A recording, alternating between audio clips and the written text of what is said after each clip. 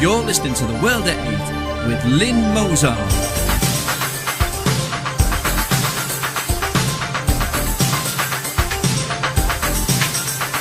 The World at 8, the number one in nationalist news.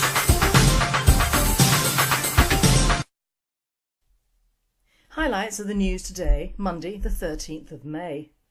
Islamic Community Alliance Against Sexual Exploitation.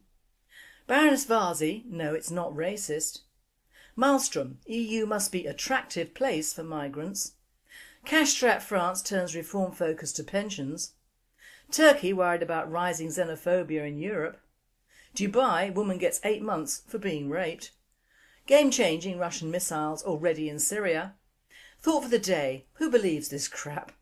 And finally, how old is this doggy?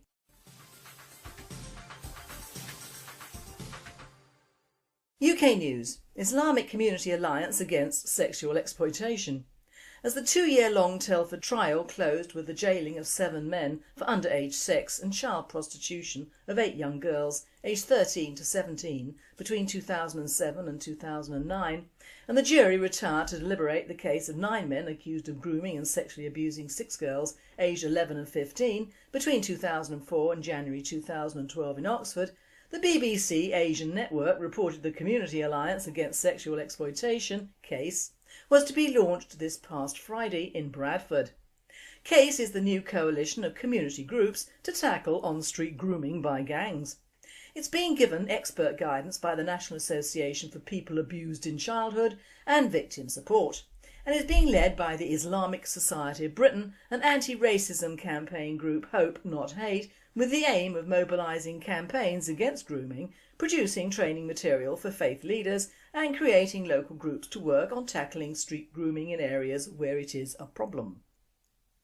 Nick Lowles of Hope Not Hate says it's vital that there is an open and honest discussion and that groups like the EDL, BNP and their hate-fuelled friends should not be the ones left to exploit this issue and spread mistruths. Julie Siddiqui, Islamic Society of Britain, is quoted as saying, "This particular behaviour and way of going about it does seem to be related to people of a certain background. We cannot keep reading about these cases for the next 5 or 10 years. Doing nothing is not an option." Alias Kamani, director of Street, sexual predators come from all backgrounds and all sections of society, and they're actually very sophisticated about identifying any child, boy or girl who is vulnerable. That's why we need to be vigilant about not creating stereotypes around just Pakistani men or just white girls in the care system, because that detracts from us being much more aware of the bigger picture.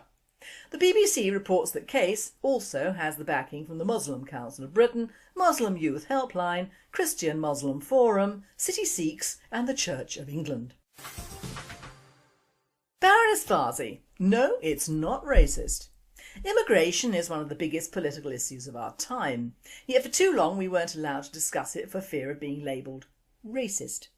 Gillian Duffy and thousands like her were deemed narrow-minded for questioning Labour's mass immigration policy, a policy that saw 2.2 million migrants arrive during Labour's 13-year rule.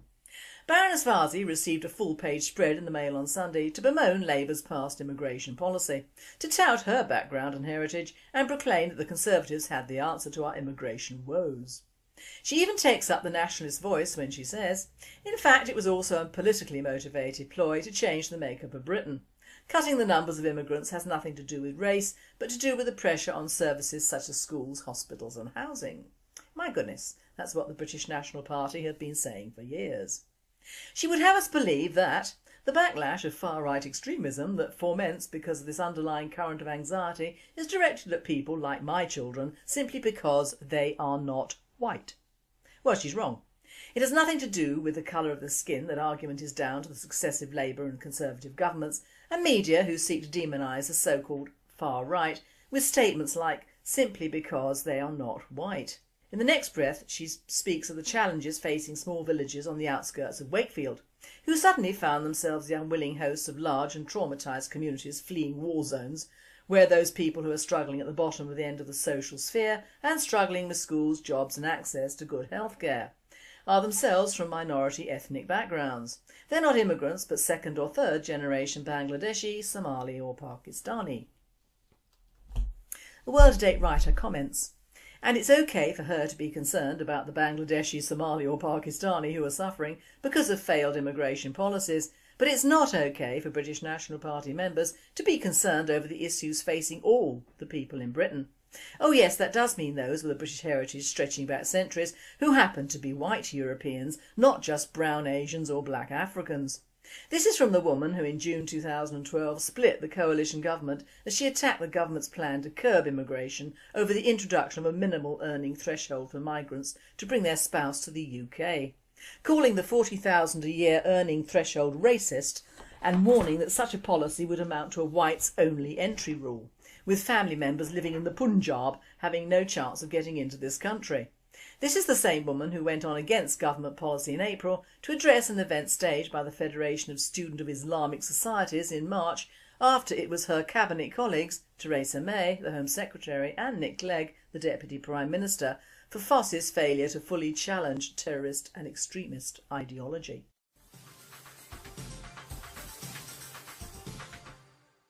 European news. Maelstrom. EU must be an attractive place for migrants. The EU's Home Affairs Commissioner, Cecilia Malmström, speaking in Italy, has said the European Union should do more to make itself an attractive destination for migrants so that it can meet labour shortages, address its demographic challenges and unleash a source of untapped potential. Although high unemployment in Europe is a tragedy for millions of individuals, the region still faces serious labour shortages in certain sectors, said Malmström, who argued that better use should be made of the skills and talents of migrants and refugees. Too many of them have no job at all or a job below their skill level. There is untapped potential of entrepreneurship amongst this community, she said. In order to grow, Europe needs skilled people, and while many Europeans are out of work, businesses also have to look elsewhere. This is a very difficult message to send, but our demographic development is indeed a huge challenge for the future. World Today fails to see the correlation between Europeans being out of work whilst European businesses have to look elsewhere. Why not put the Europeans back into the jobs that the employers would have given to foreigners? It's just diversity speaking by any other name. Cash-strapped France turns reform focus to pensions. President François Hollande's government launched consultations on Monday with trade union leaders and employers on an overhaul of France's pension system, a reform seen as vital to sorting out French public finances. The European Commission has given Paris a further 2 years to reduce its public deficit to a targeted 3% of output, but wants France to commit to structural reforms in return. Hollande has made a pension revamp a top priority this year, but with his ratings already at record lows, he is also eager to avoid a repeat of mass street protests in 2010 when predecessor Nicolas Sarkozy raised the retirement age from 62 to 60. The government is due to consult employers and trade unions through the Parliament's summer recess. However, it will not give them a say in a draft law due in the second half of the year, as it did with the new labour market rules agreed in January. France will see a €20 billion, £16.9 billion annual shortfall in its pension system by 2020 if it doesn't act. Turkey is worried about rising xenophobia in Europe. Turkey's foreign minister voiced concerns on Sunday about rising anti-foreigner sentiment in crisis-hit Europe, on a visit to Germany where a neo-Nazi cell's bloody murder spree claimed mostly Turkish migrants amongst its victims. We, as Turkey, are concerned with rising xenophobia and right-wing sentiments after the economic crisis in Europe, said Ahmet Davutoglu, who had met relatives of those killed by the self-styled National Socialist Underground earlier on his trip. The EU started as a peace project, but the developments in recent years are a source of concern for us all, Davutoglu told a press conference with German counterpart Guido Westerwelle. World Today says, quite right, we are worried, but only because of the many millions of Muslim Turks who will add to the many millions already in Europe, causing the rise of yet another more dangerous Ottoman Empire. If it was Christians who formed these immense travelling masses, you'd be worried for Turkey, wouldn't you?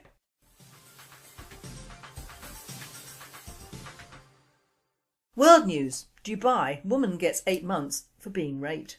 Almost 5 years after her ordeal began, Australian Alicia Garley discussed on Australian television being jailed for 8 months because she had sex with men who weren't her husband. But that isn't the whole story. Alicia worked for Starwood, one of the world's largest hotel chains in Dubai. One evening she was using her laptop in the hotel's bar staff when her drink was spiked. She awoke to a nightmare beyond belief. She'd been savagely raped by 3 of her colleagues. Alone and frightened, she took herself to hospital. What Alicia didn't know is that under the United Arab Emirates' strict Sharia laws, if the perpetrator doesn't confess, a rape cannot be convicted without 4 adult male Muslim witnesses. She was charged with having illicit sex outside marriage and thrown into a filthy jail cell for 8 months. World at 8 states. This is disgusting, and you'll note not published in our Daily Mail alongside the subject of Wazi and her pretensions. This is Islam on home ground, and we don't want any form of it over here. Period. Game-changing Russian missiles already in Syria. A Russian convoy of game-changing S-300 missile batteries reached Syria last week, claimed Arab intelligence sources speaking to WND. Israeli security sources said there is no information to support the Arab claim. The information comes as the Wall Street Journal and the New York Times reported Israel relayed a message to the Obama administration describing as imminent a Russian deal to sell the advanced anti-aircraft missile systems to Syria. The S-300 missile batteries are able to intercept manned aircraft and guided missiles. White House spokesman Jay Carney told reporters aboard Air Force One en route to Texas the administration is aware of the reports and is disappointed in Russia's continued support of the Syrian regime. World at 8 says, good for the Russians, although not a good move for the West, who are still busy trying to support and fund the rebel Islamic terrorists against what is in effect their own people and a voted in government. These people turn on the wind, don't they?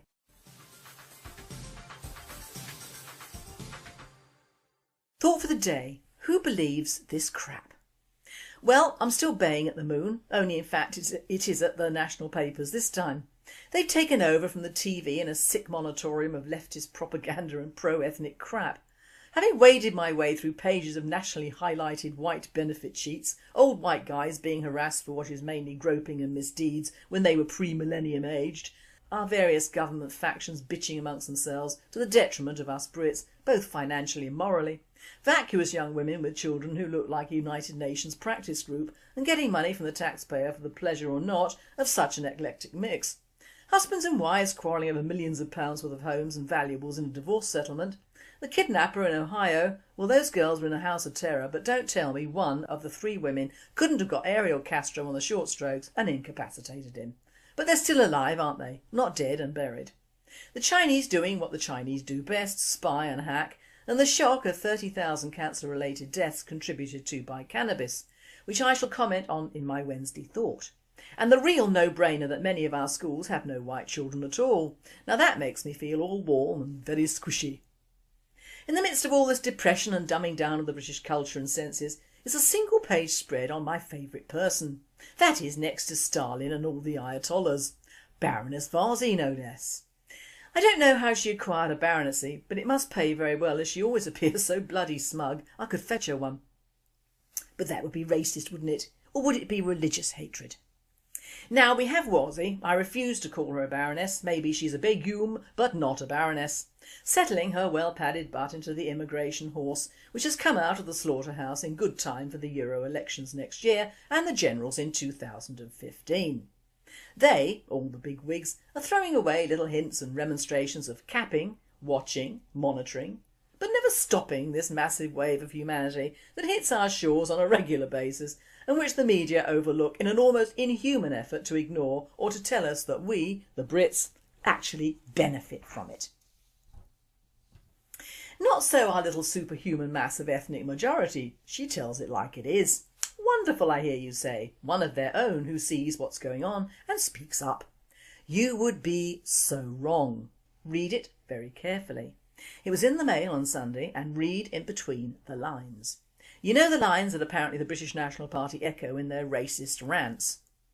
This sentence highlights the real message. It's time to make the economic case for less immigration. Yes, you all echo, but listen on. She tells us that the main sufferers from the toll that immigration is causing the country are the people struggling at the bottom end of the social sphere and are themselves from an ethnic minority background.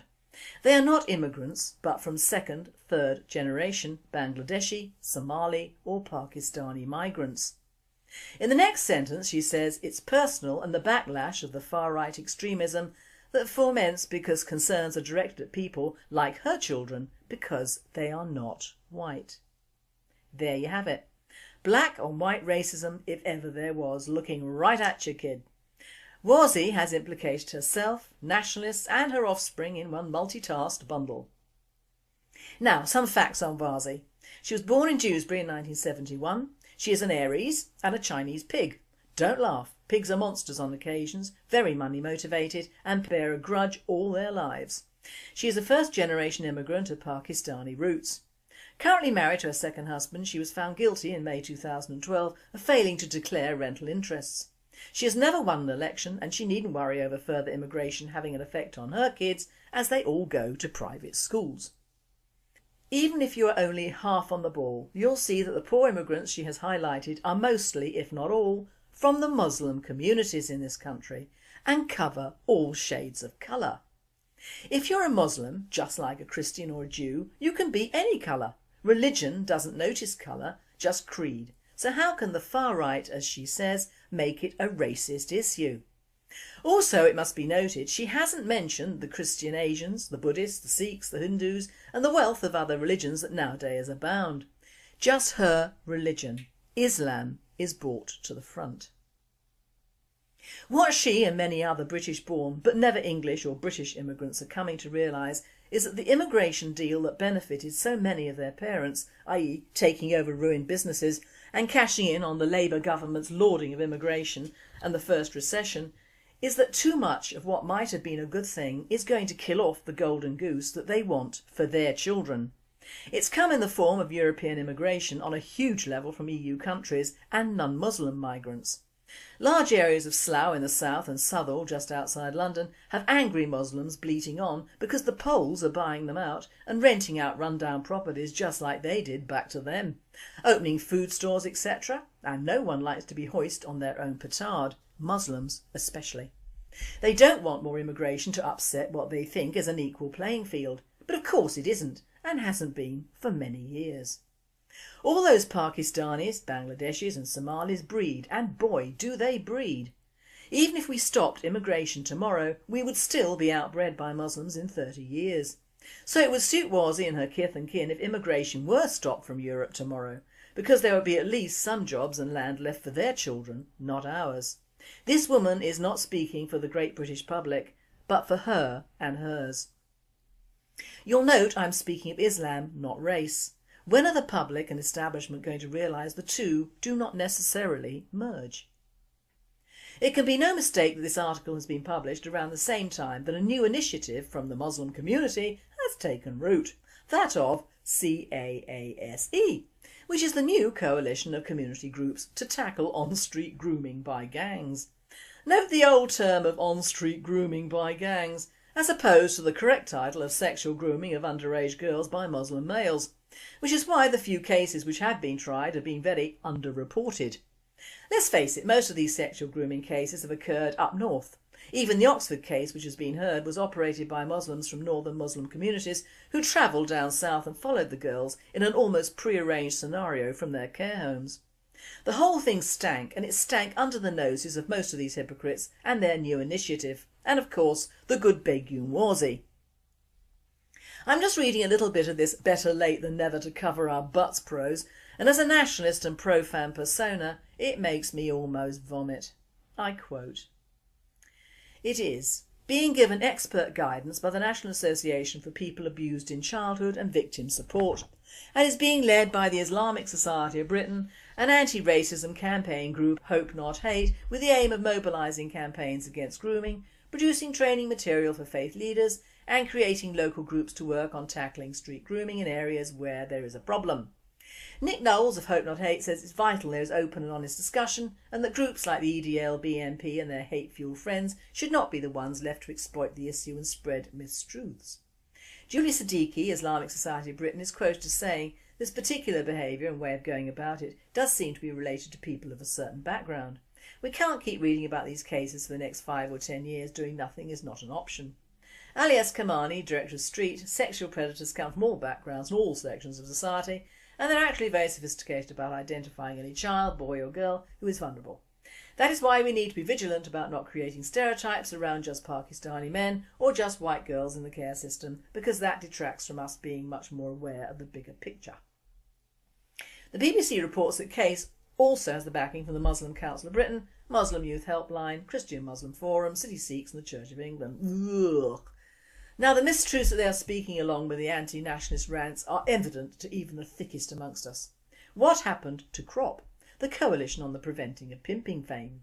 Most of the people above were present at the CROP conference, as indeed was I. All said almost the exact same thing about not making a precedent for one race upon another, and they are totally wrong. This particular form of grooming is a religious hate crime against non-Muslim females, not a racial one, and all tout the BBC as racist idiots.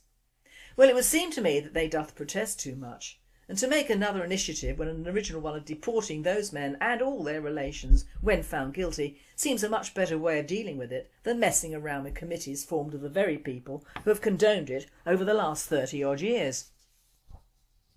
Also, lumping it all together with gangs and street grooming is wrong, as this particular form of sexual abuse isn't done by itinerant mixed race gangs or indeed on the streets or on girls who parade the streets. They form another story entirely, and one which doesn't impinge on the Muslim communities, of course.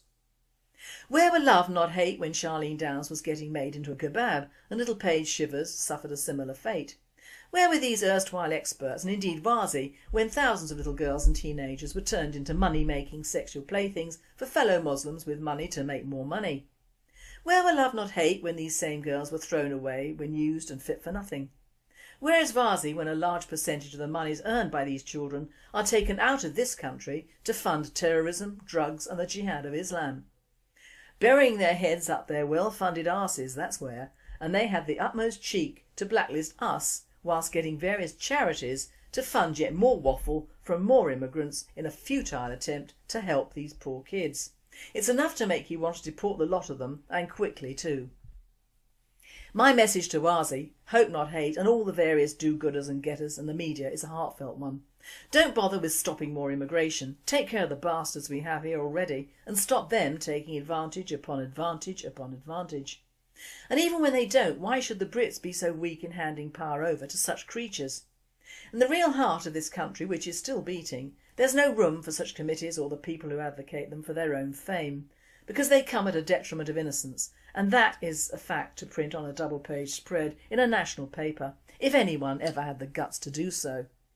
You don't have to be anti-nationalist or a racist to be just human, do you?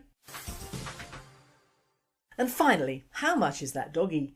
It's reported in the Telegraph that the idea there are 7 dog years in each calendar is a myth, because the animals age differently depending on their breed and stage of life, according to scientists. Rather than simply multiplying their dog's age in human years by 7, owners could come up with a much more accurate measure of its age by taking its size and maturity into account.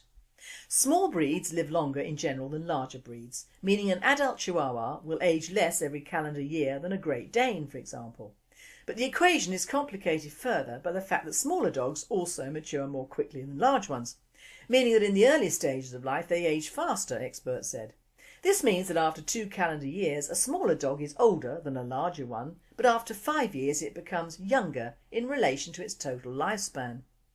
Dr Kate Creevy, Assistant Professor of Internal Medicine at the University of Georgia, told the BBC that once the varying rates of ageing at different stages of a dog's life and its overall life expectancy are taken into account, the animals on average age about 6, not 7 years for every human year. This presenter says, "Well, I wonder how much this survey cost. Well, doggies are a man's best friend, and apart from the fact I'm a cat person, doggies whatever age are okay with me." You've been listening to The World at 8. I am Lynn Mozart and I wish you all a very good night. Our Reverend West is taking a short break and will return on Sunday the 26th of May.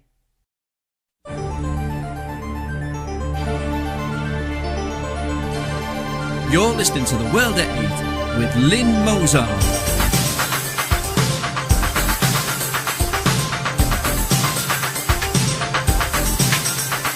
The World at 8, the number 1 in nationalist news.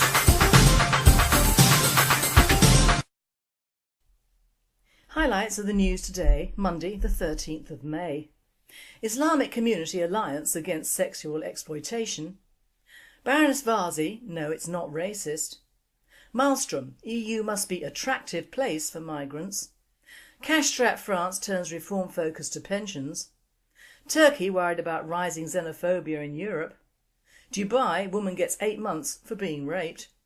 Game-changing Russian missiles already in Syria. Thought for the day, who believes this crap? And finally, how old is this doggy?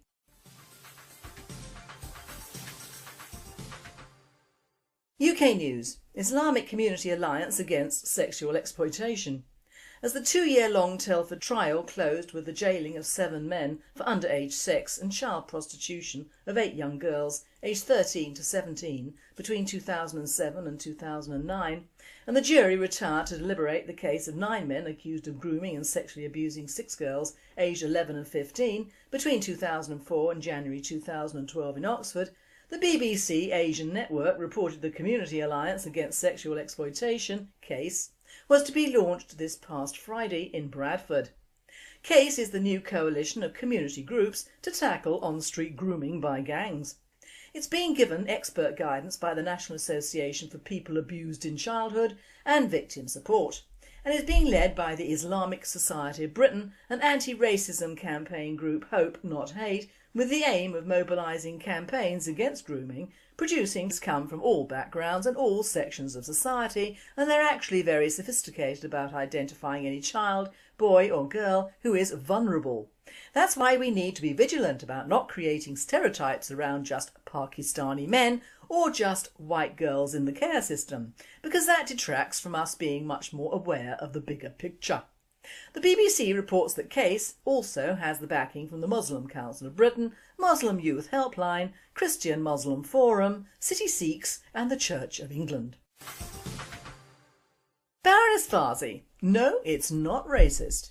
Immigration is one of the biggest political issues of our time, training material for faith leaders and creating local groups to work on tackling street grooming in areas where it is a problem.